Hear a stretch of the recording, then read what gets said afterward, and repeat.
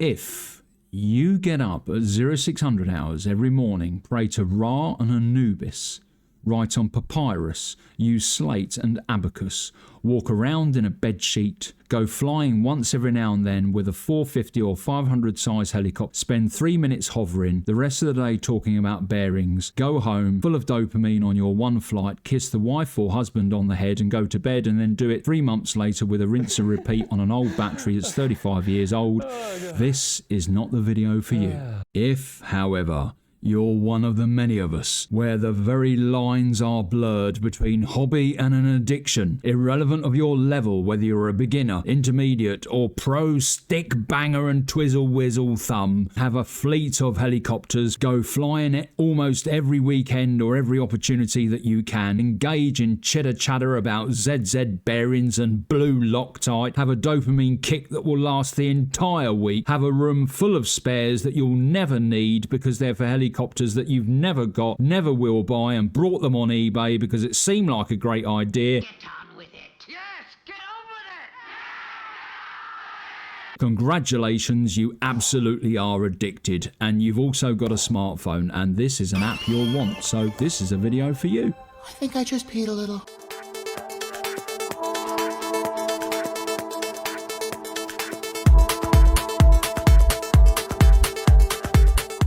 This is the RC flight and battery log. Shout out to the developer, Stephen Impey, who's been doing this now as a labour of love for 5 years, and as you can see, keeps this app regularly updated, unlike many other apps that are available for Apple phones or Android via the App Store or Google Play. It's at $4.99, it's very cheap for what it is, and now that I've used it, I consider it an absolute must, and it really does help me understand my own journey, and I can't big it up enough.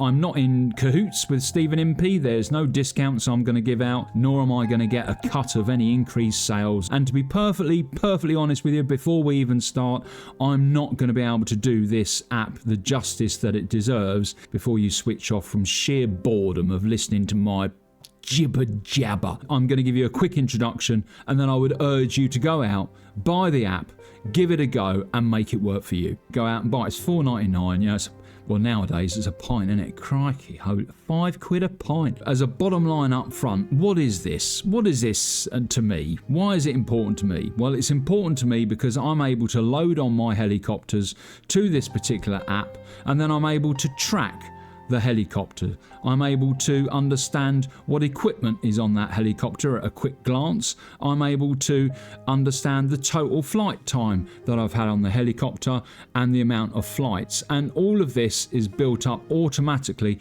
once we've created the helicopter profile and a battery profile. So that's what it is to me, and it's really important. And straight away, I know that, for example, that actually non-stop, I've flown Phoenix for 1 hour and 39 minutes. I've crashed her twice, and I've had 24 flights in total. And I can delve into the intricacies, as you can see at the bottom here, of the spares that she has. You know, if I was to have a crash at the field, I'm able to instantly see what spares I've got back in the heli shed. Immensely useful, and I fail to believe that any one of you listening to this would not see that as a huge benefit. Yes, ultimately, we solemnly walk to our car, put our helicopter in the boot, and drive home gutted. But, you know, this enables us to take stock, take breather at the field, and check what spares we've got in order to be able to repair and so on. So, going back to what I said at the beginning, it enables me to track my helicopter usage, its flight usage, and lots of other peripheries that coalesce around that main core principle, i.e. spares, maintenance, the time that I've flown her, and so on. I can do likewise with the batteries. I can load individual batteries on here, or I can create groups of batteries, and I can label these batteries and manage these batteries and understand everything I need to about these batteries, i.e. how many times they've been charged, what they're worth, when I bought them, when they were last used, and so on. Immensely useful that most of us are either using a spreadsheet or actually some of us not even bothering. You know, we fly it to storage charge, we chuck it in the boot or in a box, and then we get it out the night before we want to go flying, and that's that. if the mission, let's go military, if the mission was to provide this easy to use interface of our helicopters and our batteries, then the main effort, or that which must be achieved in order to meet that mission, is most certainly the way in which we set up the app. So time spent in setup is never wasted. Now look, I'm not going to go through all of these because some of this is very obvious. We just click on the transmitters, for example. You can see here that I've got the Futaba T16IZ, and going back to this, we can add a transmitter. You know, if we've got more than one transmitter, we can put our transmitter in here and what it's called and so on. Likewise with our models and our batteries, we'll come back to that in a minute. We can also set up different pilots. This is me. Oh, there I am. And my details and so on. But very clearly, if you were managing, say, 3 or 4 pilots as part of a small team, you could use this app to manage your resources, your helicopters, your team pilots, and your batteries and equipment by adding multiple pilots. We can also set up several locations, and we can see at the bottom here the plus new location, and we can add various different clubs, etc. And this just tracks where we've had our helicopter flights. We've got the different flying styles. We can add new styles at the bottom, or in this case, the standard as it's got there, training, sport, 3D and test. And checking these will then enable these to be selected once you've then made a flight. At the bottom here is the options, and again, I'm not going to go through all of these options, but if I was to uncheck these two up the top there, then you will see as we go back, those of you who have followed the channel for a long time, you'll then see the other helicopters we've had of Wanda and Alibird. All those helicopters have now moved on, so I've hidden those, which is good. But we'll keep them on so that we can see those, and then we'll come back to this. You can use QR codes to scan various resources, or your helicopters or your batteries, and there are other options here that are hugely useful, weights and measures and so on. So take your time to take a look at that. Now, before the end of this section, let's just go back here into our models at the bottom, and you'll see here, well, there is Alibird. Alibird, before she went on to a new home. We can see exactly at the top here the electronic equipment that was fitted into her. How many flights I had? 22. How many times I put her into the ground? Twice. And total flight time of 1 hour and 10 minutes. And the last flight I had was on the 19th of August. And we can also click on the spares. What spares did I have with her? And so on and so on. But and likewise, into Wanda, exactly the same with Wanda. But we don't want to see that because we're not going to fly them again, so we'll go back to setup, we'll go back to options, we'll recheck these two, and then we'll come back to our models. Right, so there we go. So this screen that we're seeing here is all of our current live models, and this screen here is all of our current live batteries. Okay, what we're going to do now is we're going to set up a helicopter. Right, legends, let's set up a helicopter. So we're going to set up models, and we're going to click at the bottom there, new model. We're going to give it a name. In this case, it's going to be called Demo for YouTube. It's not my favourite. Select the model type. We then say it's a helicopter. And now we can put in here the name. For example, if Demo for YouTube was a line, we could put in here, 700X. We'll just put Demo V2 800. Let's go for an 800 size. Lovely. Power source, we select the power source. So you can see we've got nitro, petrol, kerosene and so on. We're going to go for electric. And down now with the batteries. What are the batteries that we need to fly? Now look, here's the thing. If you have got a 12 cell that you fly, we know, don't we, more often than not, it's going to be 2 6 cells put together in series, in order that actually we're running 44.8 volts, etc., at 12 cells. So if that's the case and you've got them permanently on a battery tray, then all we simply need to do here is say, well, look, the minimum cells we need is going to be 12 to fly this. The maximum we're going to need is 12 to fly this.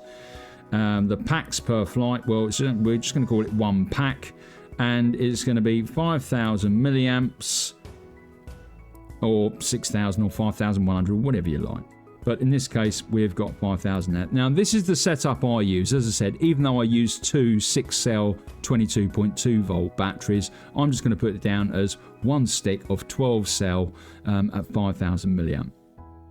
Now underneath we can see whether we can activate whether we've got a receiver pack or whatever, but I haven't got that. The transmitter, again, we've got just one in here for the Futaba, but if you've got others in there, you can select the transmitter. Now we've got what I call peripheries, those important things that skirt around the main crust of what it is that we're doing. When I bought it, how much was it? Let's say it was 500 quid. The weight, let's say it was 4.2 kilos. In the official ID, we can put whatever we like in there. I mean, you could put the nickname in the official ID there if you wanted to, or you could put your CAA or FAA operator number, whatever you like. This part is interesting now. If you wanted to carry on or carry forward any information that you've got in your notebook or in your memory or a guesstimate or in a spreadsheet, then you can do that here. And if you want to start from scratch and use the RC flight and battery log as your sort of start state, then you can leave all of this blank pretty much and it will complete it for you. Here, however, we say how many minutes and seconds our average flight duration is. I'm going to say it's 4 minutes and 10 seconds. And in the description part, well, that's free text. You can put whatever you like in there. I'll show you what I like to do with that later. I like to copy and paste the electronics that I have in that helicopter and the details of the blades and so on, and paste that in here so there is a continuum amongst every helicopter, and I'll show you that in a minute. At the bottom here, we can either take a photo if you're out on the flight line, or we can pick a photo from our photo log. And the points to note is that the photo that you choose here can't be zoomed in on the app, and you can't manipulate that picture. So in this case, we're just going to pick a photo, and picking a photo, it will go to your flight log. Let's choose that one. Roar, I'm a tiger. There we go. And that will be representative of our helicopter. We're all very happy with that now. We can have a quick check if we wanted to. As I said, I haven't put any information in here at all in the flight count or crash count or total flight time. I've left that blank. We're going to start that from scratch, and there's nothing in the description. And the great thing about this app is I can always go back and fill this information in. Good. So we're going to come down to the bottom and click save, and bang, there it is, demo for YouTube. Right, let's have a look what that looks like. Now in the setup model screen, even though you may have some helicopters that you've retired, as we mentioned earlier on, in this case Ali, Bird and Wanda, they will still appear there, but as you can see at the very beginning there, it says retired. The demo for YouTube helicopter that we just done there, I said that, and when it comes to the description, I like to have a continuum. Let me give you an example of that. So we come down to our description here, and all I'm able to do is press and hold. A good old, basically you're going to copy all of this. You're going to copy all of this with whatever your phone does, however you do it. With iPhone, you just tap it. I think some Androids you press and hold. And all we're going to do now is we're going to go back into our model. We're going to go back down to the description, and we're going to paste it in there. And this is where we can now, make sure that we've got a continuum there. So we can say that this is, I don't know, let's, we called it demo V2 800, didn't we? Which means that we can go back up here and give her name, the model name. We're going to call it Demon. There we go. And back into our description now, of course, we can, and in fact we'll save that first. But back into Demon, we can now, in here, we can now adjust this, and we can now say what servos we've got, what tail servos we got, and so on. You get the idea. Once you finish, you click on done, you click on save. It's self-explanatory. So look, that's how we set up the model. Very simple. We've set up the model. We've given the model a name, Demon. We've got a description in here, and again we can change all of this so that it's relevant to this particular helicopter. And we've taken a picture. And how that manifests itself is that when we come into our models, There it is, Demon, working, flight count 0, and the name of the model. And you can see the continuum there. If you look at Eve, working, flight count 7, and the proper model name. And then look at Demon, well, there's our picture, working flight count 0, and then obviously the name of the model. And we can click into that now. There's our details there. Obviously that's not relevant, we just pasted that, didn't we? There's a picture of her, bless her, I'm a tiger. And now we've got the same menu options that we have for any of the other helicopters. Now, one more thing to do. We need to set up batteries. So now we've set up Demon as a helicopter, we now need to set up the batteries to use with her. Now, we don't have to do that, to be honest with you. You can just have a long list of batteries and allocate each battery to each flight. And that will log up the appropriate statistics for those batteries, and indeed it will still carry forward for the statistics of the helicopter, in this case Demon. Or you can do what a lot of people do, and that is allocate specific batteries for specific helicopters because of their specific characteristics or size. I'm going to show you how to do this several different ways. Here we can see 5 lots of batteries, and they all have slightly different characteristics. Daisy 1, you haven't met Daisy by the way yet, but you will do. Daisy 1 is just a very simple 5000 milliamp LiPo, 6 cell, and you know, as it says, at a cost of about 75 quid. So this is just one 5000 milliamp battery, and the input fields are self-explanatory. I'm not going to go through those here. It's self-explanatory, and of course there's some peripheries there. You know, we can add a weight in if we wanted to. We can take a picture. We can even allocate a QR code if we wanted to. But the key thing that I wanted to show you on this, quite simply, is at the bottom here where it says clone. And that's an important thing, because if you've got lots of 5000 milliamps, you're going to want to clone the input so that it makes it easier to create that sort of repository of battery information. So that was one 5000 milliamp. We can see that there, LiPo, 5000 milliamp, 6 cell. Let's go on to a 12 cell. Going into Phoenix, 12 cells, 2 pack, etc, etc. And yeah, there we go. That's how we fill that in. But, you know, we've just put a helicopter in there, Demon. It's an 800, so it's going to run on a 5000 milliamps, run on 12 cell. Very low head speed for those of you who are reading far too much into this. And we're going to clone that, as we've just done that. We've now cloned it. And that's very useful, of course, because if we've loaded up one stick of the same data, then we can just keep cloning it and renaming it. We can go into Phoenix 3 now. We can rename that Demon 1. And now in real life, of course, we can attach a QR code, or we could, you know, label it with a pen or whatever and take a picture, etc, etc. Let's save that.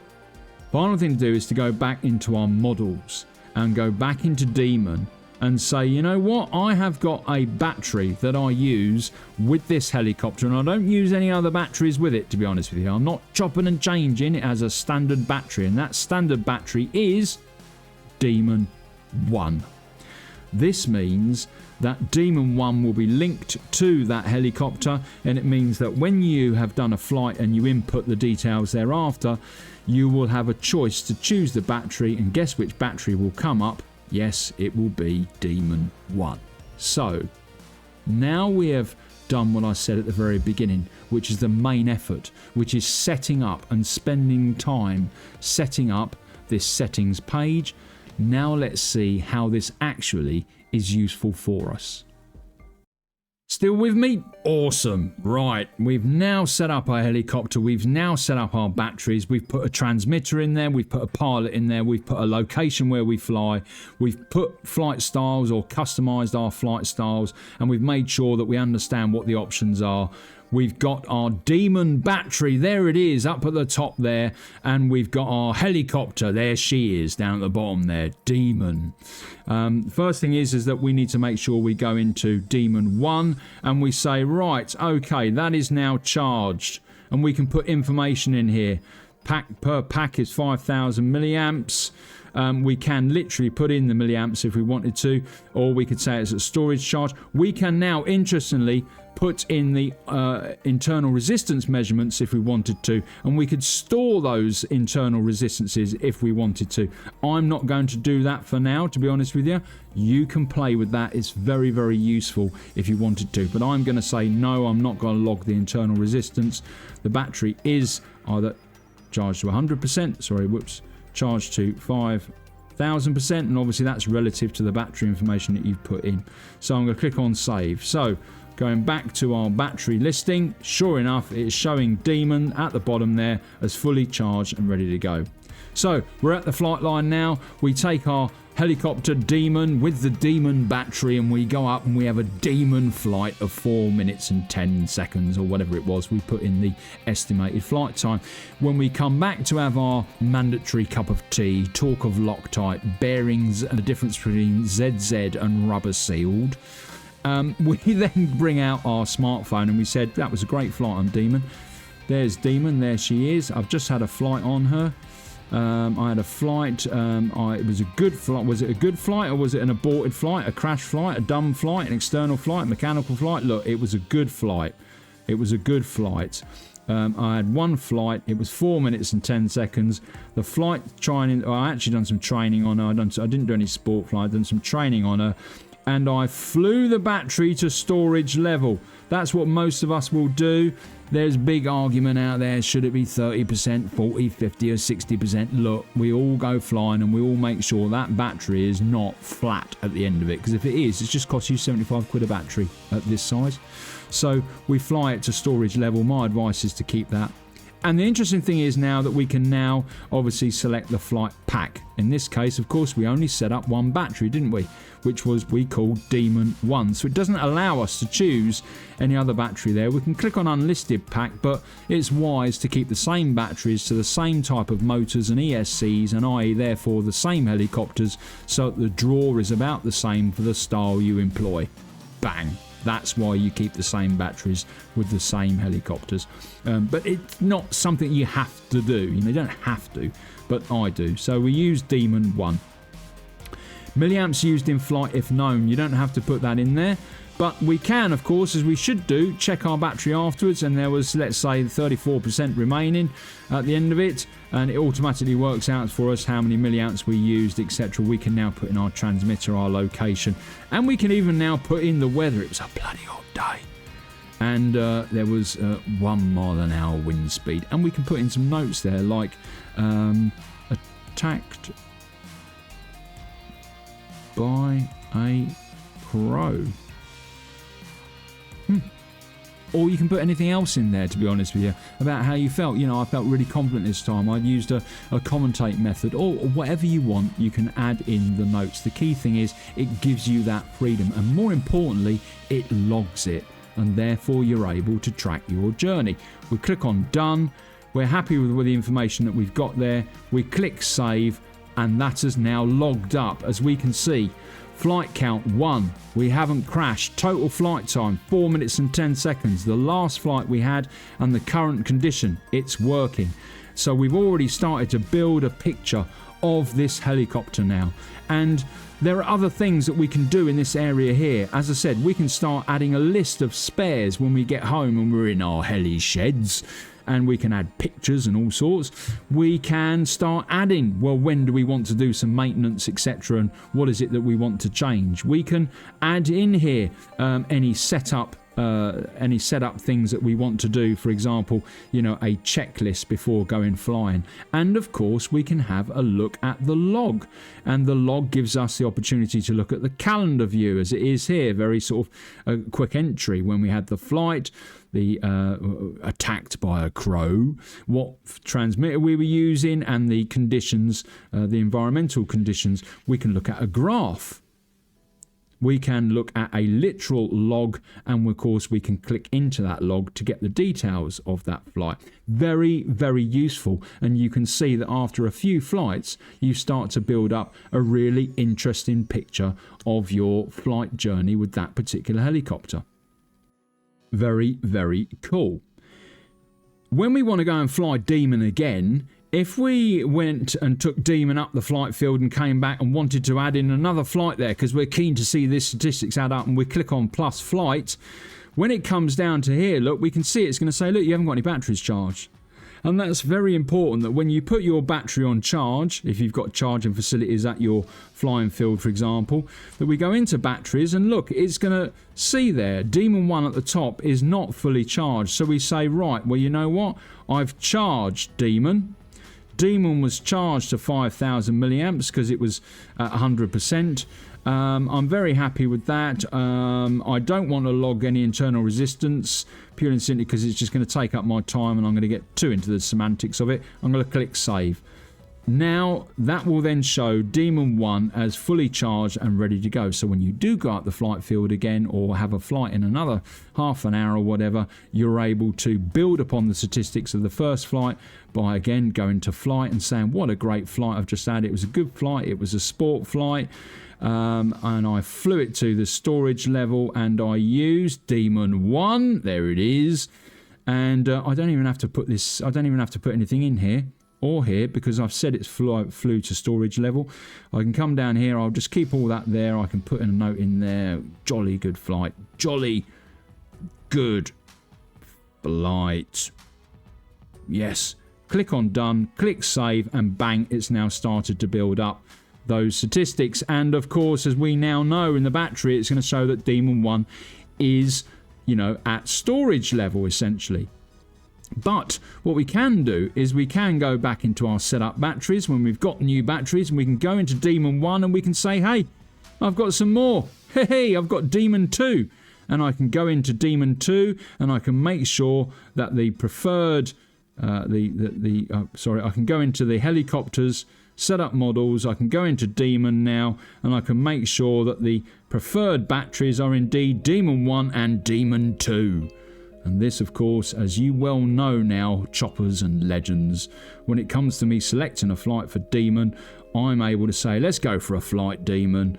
It's going to say that none of them are charged, of course, because we haven't charged them, have we? Batteries, Demon 1. Let's charge. Demon 1 is charged from that last flight. Very good. Save. Whoops. Did I charge that in? Did I charge that then? Demon 1? Yes, I did. Demon 2. Let's charge Demon 2 up. And charge. It's charged. See, I can leave it as not even putting anything in there. You know, it knows that I've charged it because I've said it. Look, it's charged. So you don't have to go into the semantics of all the details and so on. The point is, it will then register it as charged. Of course, we go for Demon now. We go for our flight. We scroll through. We say have a flight, and we select the pack. And guess what? Demon 1 and 2 are there for us to choose. Yeah, there we go. Great. Right, let's summarise because you're all ready to do yourselves now. So let's all summarise on this fantastic app.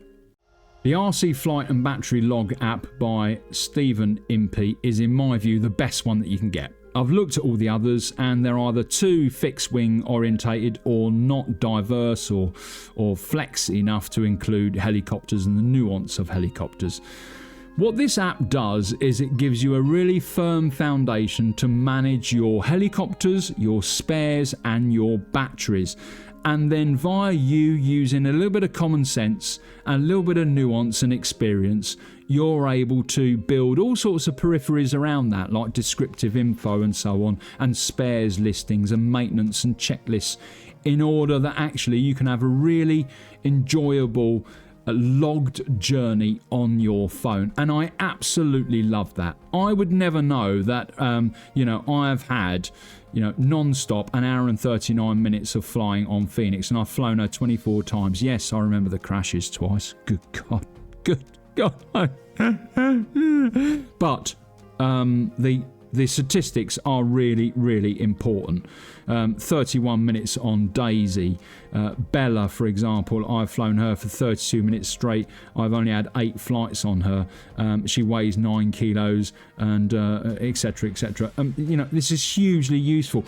If someone said to me yesterday, what electronics have you got in Bella, I wouldn't be able to remember. But because I took the time out when I set Bella up, I'm able to see here exactly the electronics that she's got inside her. Likewise with Eve, what electronics have you got in your Saab Genesis Uruk-hai, the Queen of the Sky, the Bentley of the Sky? You know, what's in her? Well, I'm able to show you here exactly what is in Eve. It's a fantastic app, and here are consolidated information on all the time that I've flown my helicopters, even those that are retired. We can see Wander down there 2 hours, Alibird an hour and 10. The total flight time I've had since, say, the start of using this app, or certainly this season, is 6.5 hours. And you know, all of this is statistics that ultimately has afforded itself from you setting it up. It's a fantastic app. There is no better in my view. For $4.99, and I think on the Android, I think there is a demo version available. I strongly recommend this, because as I said, my sincere thanks to Stephen Impey, because this has just really rounded off my journey, and I consider this as important in my armoury of being a intermediate pilot of flying these wonderful machines as I do a battery tester or a set of Torx drivers or whatever. It really is that important. Many of you who have subscribed to Heli-Shed, many of my friends, family and people that I've met in the helicopter world who have subscribed to Heli-Shed have been flying for decades, and yet, you know, don't know how long they've flown a particular machine for, or when it was last maintained, or what spares they've got. Look, we're all human. So this is a great app, and I can't recommend it enough. But the final thing that I will say, because with every pro there must be a con, and there is a con with this app, and the con being a concern rather than a con, and that concern is that you can get a little bit too semantic with it. You can get too detailed with it.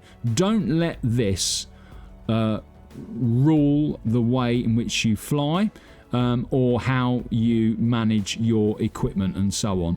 My top tip is threefold. The first one is that time spent in setup is never wasted. Really spend some time setting up your models and your batteries.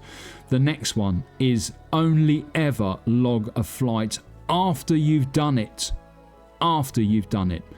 And the last tip is that remember that after you've logged a flight, you've essentially used that battery. So when you charge that battery up, make sure that you show in the battery section here that you have indeed charged that battery. And whether you go into the semantics of logging the internal resistance or even the amount of milliamps you've put in, it makes no odds. Just make sure that you indicate it as charged, and if you don't, then realise that when you come back and you've done your flight and you want to add up your statistics for your helicopter, that you will not be able to select the right battery, and therefore that just counters the whole purpose of this app, which is about accuracy, tracking and statistics. I really hope that was useful. To Stephen Impey again, thank you very much. And you know, if this brings you any exposure that quite rightly reciprocates itself and a few quid in your back pocket, well, every single penny of that is earned. Thank you very much, legends. Until the next video, fly safe.